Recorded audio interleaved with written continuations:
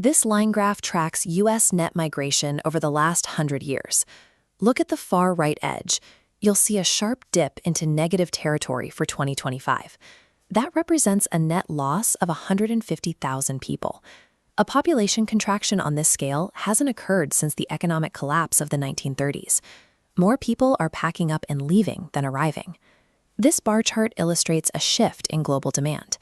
Compared to historical peaks, only 15% of potential international migrants now choose the United States as their top destination. Why are American citizens quietly packing their bags, and why has the rest of the world stopped coming?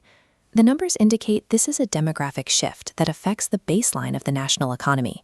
To understand the exodus, we have to look at the household level. Since 2020, major cities have seen double-digit increases in housing, healthcare, food, and insurance. At first, the reaction was domestic. People left expensive coastal states like California and New York, relocating to cheaper regions within the country, but the pressure continued to build. Beyond the raw expenses, a growing number of people report rising mental stress and a feeling of being financially trapped. This data visualization breaks down recent survey results. As highlighted here, roughly 40% of young women report they would leave the United States entirely if they had the means to do so. For a significant portion of the working class and the next generation, the friction between rising costs and flat wages has reached a point where relocation is becoming a necessity.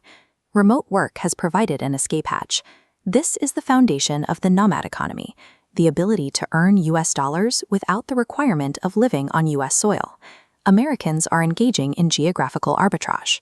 They're taking those dollars and moving to Europe and to Latin America and Southeast Asia to secure a higher quality of life for a fraction of the cost.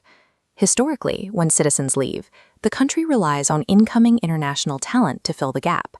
However, tighter immigration policies, political polarization, and an increase in deportations are reducing that replacement pool.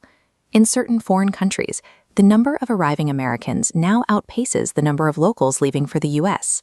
The country is losing its native workforce, while the doors to the global replacements are narrowing. When individuals leave, those choices compound into a structural problem, a shrinking domestic labor pool. This flowchart illustrates the relationship. As migration inputs drop off on the left, the workforce contracts, reducing productivity. This loss translates into a descending trend line in national GDP. Forecast models expect these low numbers to persist through at least 2026. The financial pressure felt by individuals has grown into a structural challenge that now impacts the national budget.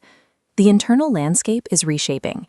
Those who stay are consolidating into smaller, more affordable cities, while those who leave are building long-term enclaves abroad. This talent drain poses a threat to the status quo, a long-term economic contraction that diminishes national influence. To survive, future political leaders will likely be forced to reverse course. They may have to alter immigration laws and enact policies to actively court global talent back. For the last century, the promise of opportunity was largely centralized here, but the data suggests that opportunity is now being found elsewhere. The modern workforce is mobile, borders matter less than they used to, and the U.S. must now compete globally to convince its own citizens to stay.